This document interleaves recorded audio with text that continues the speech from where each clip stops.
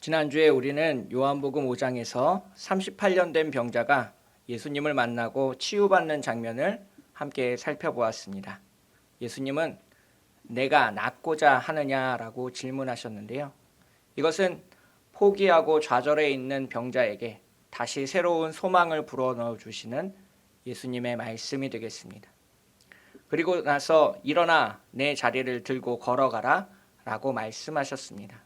그래서 굉장히 은혜롭게 그 환자는 다시 자리를 일어섰지만 5장의 나머지 부분은 은혜롭다라고 말하기는 조금 어렵습니다. 치유 기적으로 일어난 유대인과 예수님 사이에 안식일 논쟁이 벌어졌기 때문에 그렇습니다. 오늘 우리가 읽은 요한복음 6장에서도 비슷한 일이 벌어지고 있습니다. 요한복음 6장 1절부터 15절까지 예수님은 오병이어의 기적을 베푸십니다. 어린아이 하나가 보리떡 5개와 물고기 2마리를 내어놓았고 예수님은 그것을 가지고 축사하신 후에 많은 사람들에게 나눠주셨고 5,000명이 넘게 먹을 수 있었습니다. 이 오병이어의 기적은 사복음서에 전부 기록될 정도로 매우 중요한 사건입니다. 예수님의 공생애를 전반기와 후반기로 나눠서 살펴볼 수 있는데요. 그 전반기와 후반부를 나누는 지점이 바로 이 오병이어의 기적 사건입니다. 오병이어의 기적 전에는 예수님께서 두루 돌아다니시면서 이렇게 복음을 전하는 일에 많은 관심을 맞추셨는데요. 오병이어의 기적이 일어나고 나서 예수님의 관심은 예루살렘으로 올라가는 일에 집중하셨습니다. 아마도 오병이어의 기적을 통해서 보여줄 만큼 충분히 보여주셨다라고 생각하신 것 같습니다. 하지만 이렇게 은혜로운 사건이, 은혜로운 기적이 일어난 후에도 사람들 사이에 논쟁은 벌어졌습니다. 사도 요한은 요한복음을 기록하면서 기적보다는 기적 이후에 일어난 일들에 더 큰 관심을 기울이는 것을 볼 수 있습니다. 요한복음 6장에 나타난 분량만 봐도 그것을 우리는 알 수 있습니다. 오병이어 사건 자체는 1절부터 15절까지 매우 짧은 데 비해서 그 이후에 일어난 논쟁에 관련해서는 22절부터 71절까지 아주 길고 자세하게 설명하고 있는 것을 우리는 볼 수 있습니다. 사도 요한은 오병이어의 기적이 어떤 의미를 가지고 있는지 자세히 설명해 주려는 의도를 가지고 요한복음 6장을 기록했다라는 그러한 마음을 엿볼 수 있는 대목입니다. 사실 엄밀하게 이야기하면 그러한 논쟁이 촉발된 배경에는 예수님의 말씀이 중심에 있습니다. 요한복음 5장에서 안식일에 관한 논쟁이 벌어지게 될 때도 예수님의 말씀이 그 중심에 있었는데요. 요한복음 5장 17절에서 내 아버지께서 이제까지 일하시니 나도 일한다 라고 말씀하신 것이 시작이 되어서 큰 논쟁이 벌어지게 됩니다. 요한복음 6장에서도 마찬가지인데요. 요한복음 6장 35절에서 예수님은 자기 자신을 가리켜 이렇게 말씀하셨습니다. 예수께서 이르시되 나는 생명의 떡이니 내게 오는 자는 결코 줄이지 아니할 터이요 나를 믿는 자는 영원히 목마르지 아니하리라. 아멘. 오늘날 믿는 우리에게는 쉽게 아멘으로 화답하는 이 말씀이 그때 당시 유대인들에게는 그렇지 못했음을 본문이 보여주고 있습니다. 예수님께서 이 땅 위에 하나님의 아들로 오셨고 메시아로 이스라엘을 구원할 분이라는 것을 분명히 보여주는 장면인데 이 말씀으로 인해서 유대인들이 수군거리기 시작합니다. 42절을 보면 이는 요셉의 아들 예수가 아니냐. 그 부모를 우리가 아는데 자기가 지금 어찌하여 하늘에서 내려왔다 하느냐라고 반문합니다. 이 말을 풀어보면 이렇습니다. 이 사람 봐라. 목수의 아들인데 지가 메시아라고 하네. 어린 시절부터 쭉 지켜봐 왔는데 자기가 무슨 하늘에서 내려왔다라고 말할 수 있어? 라고 예수님의 그러한 말씀을 폄하하는 그러한 군중들의 심리를 반영하고 있습니다. 아마도 군중 속에는 예수님의 어린 시절을 잘 아는 사람들이 있었을 것입니다. 예수님의 출생에 관한 이런저런 이야기를 들은 사람도 있었을 겁니다. 같은 장면을 묘사하고 있는 마가복음 6장 3절을 살펴보시면 이 사람이 마리아의 아들 목수가 아니냐라고 사람들이 말하는 장면이 있습니다. 그때 당시에 아버지의 이름을 언급하지 않고 어머니의 이름을 언급하는 것은 상당히 좀 모욕적인 처사였는데요. 아버지를 일찍 여의고 어머니를 돕기 위해서 일찍 목수라는 직업을 가졌던 예수가 어떻게 메시아일 수 있겠느냐라는 그러한 질문이 되겠습니다. 즉 예수님이 행하신 일을 직접적으로 바라보기보다는 예수님의 출신 배경을 놓고 예수님이 행하신 일들을 인정하지 않으려는 유대인들의 마음을 보여주고 있는 그러한 장면이 되겠습니다. 예수님은 자신을 인정하지 않는 유대인들에게 다시 한번 선포하십니다. 51절을 보시면 나는 하늘에서 내려온 살아있는 떡이니 사람이 이 떡을 먹으면 영생하리라. 내가 줄 떡은 곧 세상의 생명을 위한 내 살이니라 하시니라. 이것은 나중에 예수님께서 십자가 위에서 내어놓으실 자신의 살과 피를 가리켜 말씀하신 것인데요. 유대인들은 그것을 믿지 못했습니다. 어찌 보면 유대인들이 예수님을 믿지 못하는 것은 너무나도 당연해 보입니다. 하지만 문제는 유대인들뿐만 아니라 예수님의 제자들도 잘 이해하지 못했다는 사실입니다. 오늘 본문 앞에 있는 60절을 보면 예수님의 말씀을 듣고 헷갈려하는 제자들의 모습을 볼 수 있습니다. 제자 중 여럿이 듣고 말하되 이 말씀은 어렵도다. 누가 들을 수 있느냐라고 말하고 있습니다. 아마도 가룟 유다 같은 사람들은 제대로 이해하지 못했을 것입니다. 그가 예수님의 말씀을 온전히 이해했다면 은 30에 예수님을 파는 일은 없었을 테니까요. 이 예수님이 행하신 기적 때문에 예수님 주변에는 항상 사람들이 많이 있었습니다. 혹시 나에게도 은혜를 내려서 치유를 베풀어 주시지 않을까 하는 그런 기대를 가진 사람들이 꽤 많았습니다. 또는 오늘은 예수님이 어떤 기적을 펼치실지 궁금해하면서 쫓아다닌 사람도 있었습니다.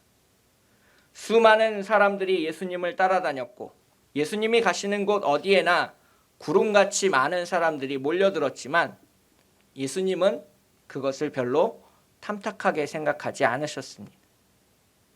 6장 26절을 보면 예수님이 자신 주변에 많은 사람들이 몰리는 것을 보고 한탄하시는 장면을 볼 수 있습니다. 내가 진실로 진실로 너희에게 이르노니 너희가 나를 찾는 것은 표적을 본 까닭이 아니요 떡을 먹고 배부른 까닭이로다. 오병이어의 기적이 예수님을 하나님의 아들로 나타내는 이정표, 표적의 역할을 하는 것이 아니라 그냥 기적 그 자체에서 베풀어지는 떡과 물고기를 얻기 위해서 예수님을 쫓아다닌 사람들이 훨씬 더 많았다는 것입니다. 예수님의 말씀을 들은 몇몇 사람들이 다시 질문합니다. 우리가 어떻게 하여야 하나님의 일을 하오리까? 28절의 말씀입니다. 그러자 예수님께서 그들에게 대답하십니다. 하나님께서 보내신 이를 믿는 것이 하나님의 일이니라라고 말씀하셨습니다. 이 장면에서 우리는 신앙 고백이란 무엇인가에 관한 첫 번째 힌트를 얻을 수 있습니다. 신앙 고백은, 건강한 신앙 고백은 기적이 표적이 되는 것입니다. 쉽게 설명하면 기적을 통하여 예수님이 하나님의 아들이심을 믿는 것이 신앙 고백의 초석입니다. 이 기적이라고 하는 것은 우리의 외부에서 관찰되고 일어나는 것입니다. 누구나 보고 알 수 있습니다. 병자가 고침을 받고 일어서는 것, 오병이어로 수천 명이 먹고 배부르게 남는 것. 이것은 예수님을 굳이 믿지 않아도 눈으로 보고 알 수 있는 것들입니다. 이 기적이 표적이 된다는 것은 그 기적이 우리 마음속에 하나의 이정표로 자리 잡는다는 것을 말하고 있습니다. 과연 이런 일을 할 수 있는 예수님은 누구이신가? 예수님은 어떤 분이시기에 병자를 고치고 우리에게 오병이어의 기적을 베푸시는가? 이런 근본적인 질문들로 이어져서 예수님을 갈릴리 출신의 몫으로 여기는 것이 아니라 하늘에서 내려오신 하나님의 아들로 믿는 믿음에 도달하는 것이 바로 표적입니다. 오늘 본문 66절을 보면 오병이어의 사건을 보고도 예수님을 떠나간 수많은 사람들이 있었다는 것을 알 수 있습니다. 그들은 왜 예수님을 떠나갔을까요? 예수님께 크게 실망했기 때문에 그렇습니다. 유대인들과 자꾸 트러블을 일으키는 예수님의 모습에 메시아라는 기대를 저버렸을 겁니다. 예수님을 따르던 무리들이 원하던 메시아는 지금 보여주고 있는 예수님의 모습과는 다른 모습이었습니다. 그들이 원했던 메시아는 다윗 왕과 같은 메시아였습니다. 칼과 창을 들고 외세를 물리치는 다윗 왕처럼 예수님께서 강한 군대를 진두지휘하시기를 바랬습니다. 그래서 로마의 식민지 통치를 벗어날 수 있게 해주시기를 바랬고, 그러기 위해서는 유대인들의 도움이 절대적으로 필요한 상황이었습니다. 하지만 오병이어의 기적을 베풀고 나서 예수님이 하신 말씀에 많은 사람들은 어리둥절해 했습니다. 예수님께서 내가 생명의 떡이다. 내가 진실로 진실로 너희에게 이르노니 인자의 살을 먹지 아니하고 인자의 피를 마시지 아니하면 너희 속에 생명이 없느니라. 53절의 말씀입니다. 이처럼 급진적인 메시지를 전하시니 사람들은 잘 이해하지 못했습니다. 그리고 예수님의 말씀을 알아들은 사람은 매우 소수에 불과했다는 것을 오늘 본문이 기록하고 있습니다. 많은 사람들이 예수님을 떠나가고 어수선한 상황 속에서 예수님은 자기가 직접 부르셨던 12 제자들을 향해서 이렇게 묻습니다. 너희도 가려느냐? 이 말은 앞으로 예수님이 나아가야 될 그 길에 너희가 따르지 않을지는 본인의 선택에 전적으로 달려있다라는 것을 보여주는 말씀입니다. 예수님은 자신이 선택한 제자들을 간권적으로 이끌어서 예루살렘으로 끌고 가시는 분이 아닙니다. 예수님이 원하시는 것은 신앙 고백에서 출발해서 자발적인 순종으로 이어지는 제자의 모습입니다. 억지로 싫은 사람을 끌고 가는 것이 아니라 정말 그가 그동안 3년 동안 자신이 봤던 것들이 마음속에 표적이 되어서 예수님을 확실히 믿고 그 예수님이 가시는 길에 동참할 수 있는 순종, 자신이 가지고 있는 자유를 주님을 위해서 아낌없이 쏟아부을 수 있는 그런 순종을 주님은 원하셨습니다. 예수님의 질문에 제자들을 대표해서 베드로가 이렇게 대답합니다. 주여, 영생의 말씀이 주께 있사오니 우리가 누구에게로 가오리이까? 우리가 주는 하나님의 거룩하신 자이신 줄 믿고 알았사옵나이다. 68절, 69절의 말씀입니다. 이것은 요한복음에 나타난 베드로의 신앙 고백 장면입니다. 베드로는 자신이 예수님을 떠날 수 없는 이유가 떡과 물고기 때문은 아니다라고 분명히 이야기하고 있습니다. 돈이 궁핍해서 예수님이 베푸는 떡과 먹을 것을 얻기 위해서 주님을 따라다니는 것은 절대 아니었다라고 베드로는 말하고 있습니다. 오늘 베드로의 신앙 고백에서 첫 번째로 우리가 살펴볼 부분은 베드로가 예수님을 어떻게 부르는가입니다. 주님이라고 부르는 이 주여가 베드로의 신앙 고백의 가장 앞부분에 위치하고 있습니다. 예수님을 랍비 선생님으로 고백하느냐, 예수님을 예언자로 부르느냐, 예수님을 왕이라고 칭하느냐, 우리가 예수님을 어떻게 생각하고 믿는지에 따라서 예수님을 부르는 호칭이 달라집니다. 나의 주님 예수님이라고 분명하게 베드로는 고백하고 있습니다.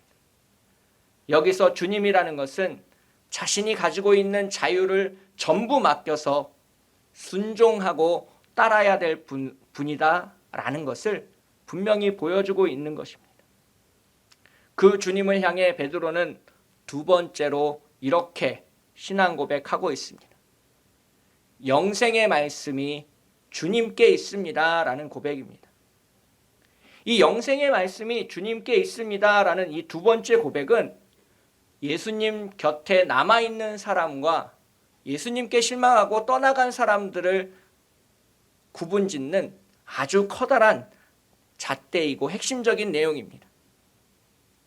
이제부터 십자가의 길을 걸어갈 때 예수님 주변에 남아있는 사람들은 예수님께 영생의 말씀이 있다라고 믿는 사람들만 남아있다는 의미입니다.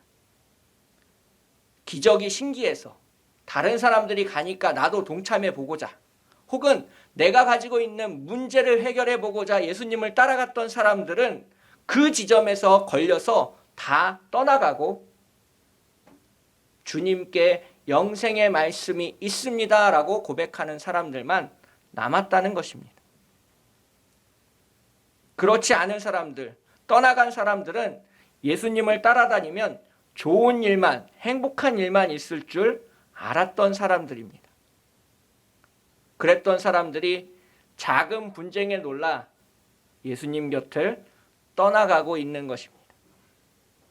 예수님의 말씀은 모든 사람들에게 동일하게 주어졌지만 모든 사람들이 영생의 말씀이 주님께 있다라고 믿은 것은 아니었습니다.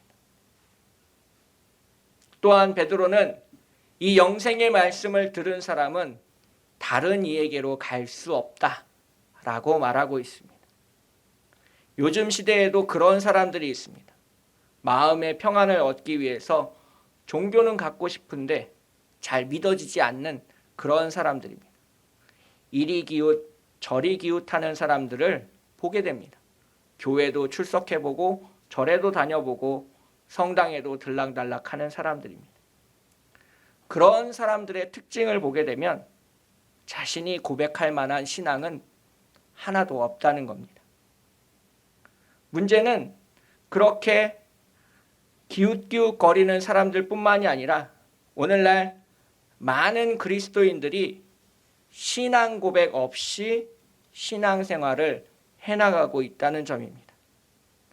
자신의 입술로 고백하는 진정성이 없이 단순히 하나님께서 베푸시는 은혜만을 간구하는 그러한 모습의 신앙생활을 보여줄 때가 너무나도 많습니다.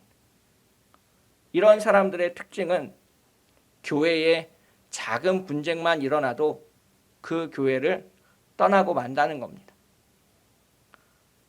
예수님의 말씀을 이해하지 못해서 예수님을 떠나간 사람들처럼 오늘날 교회에 대해 실망하여 교회를 떠나가고 있는 많은 사람들이 있습니다.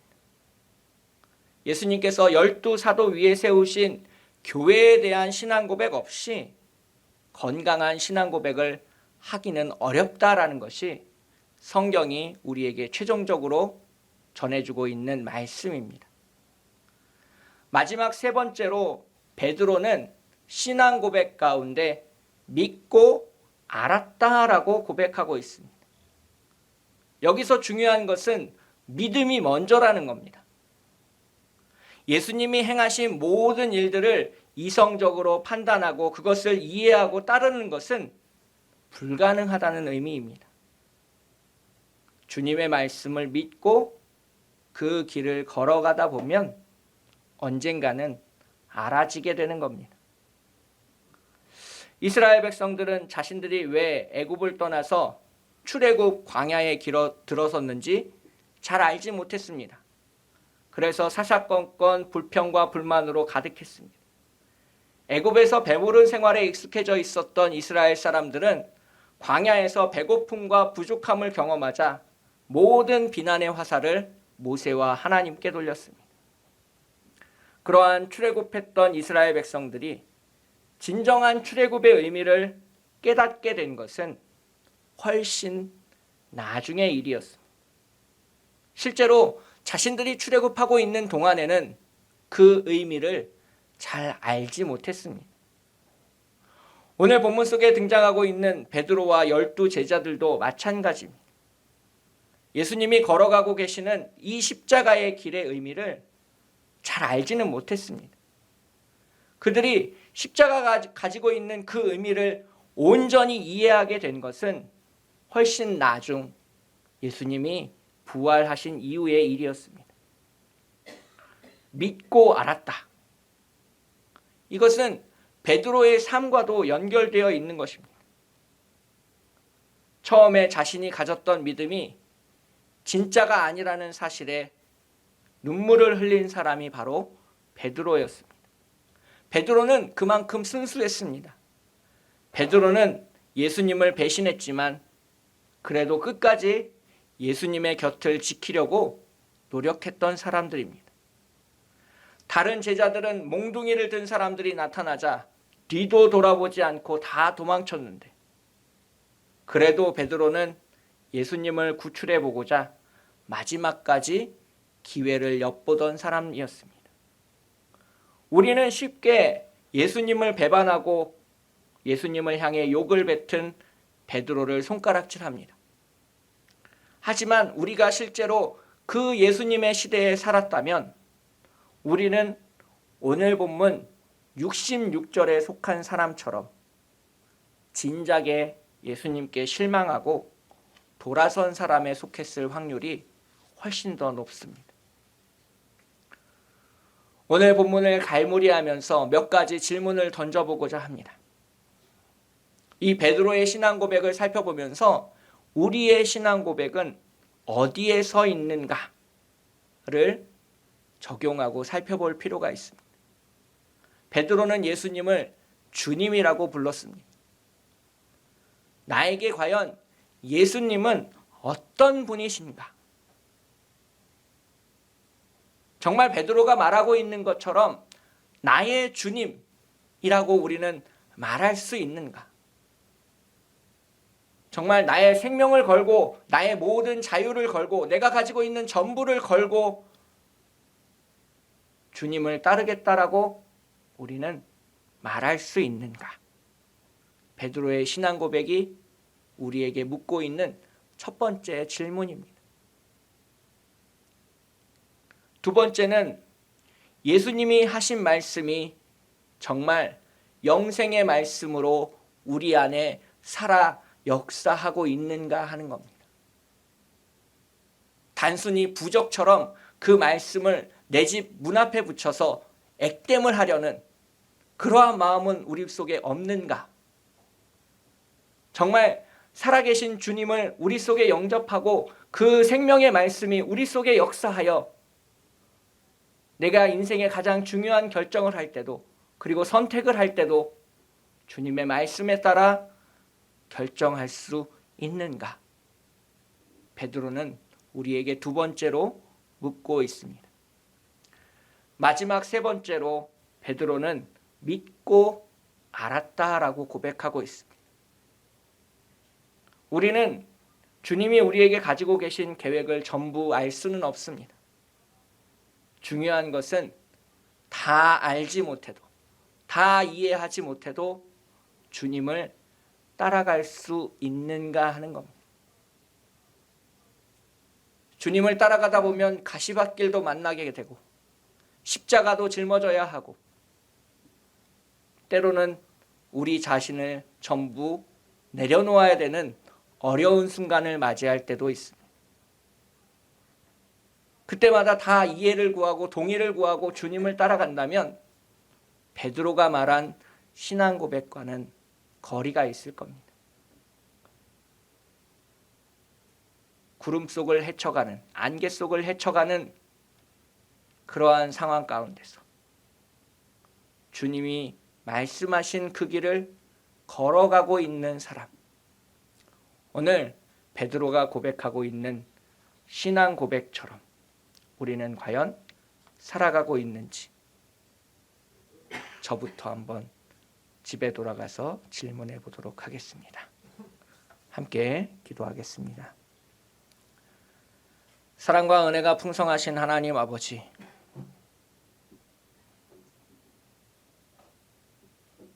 생명의 떡이라고 말씀하신 그 예수님의 말씀을 이해하지 못해 많은 사람들이 예수님 곁을 떠나가는 그 상황 속에서 너희도 가려느냐라는 그 질문 앞에 우리는 무엇이라 고백할지 고민합니다. 정말 나도 베드로처럼 주님이라고 고백할 수 있고 영생의 말씀이 주님께만 있다라고 고백할 수 있고 다 알지 못하지만 믿고 나서 알았습니다라고 고백할 때가 이르게 하여 주시옵소서. 참빛교회가 걸어가야 되는 이 안개 같은 혼돈의 상황 속에서 코로나19라는 재앙을 비껴가 주님 앞에 다다를 수 있도록 우리를 인도하여 주시옵시고 우리의 연약한 믿음이 튼튼해져 주님께 건강한 신앙 고백을 드릴 수 있도록 인도하여 주시옵소서. 거룩하고 아름다우신 우리를 사랑하시는 예수님의 이름으로 간절히 기도합니다.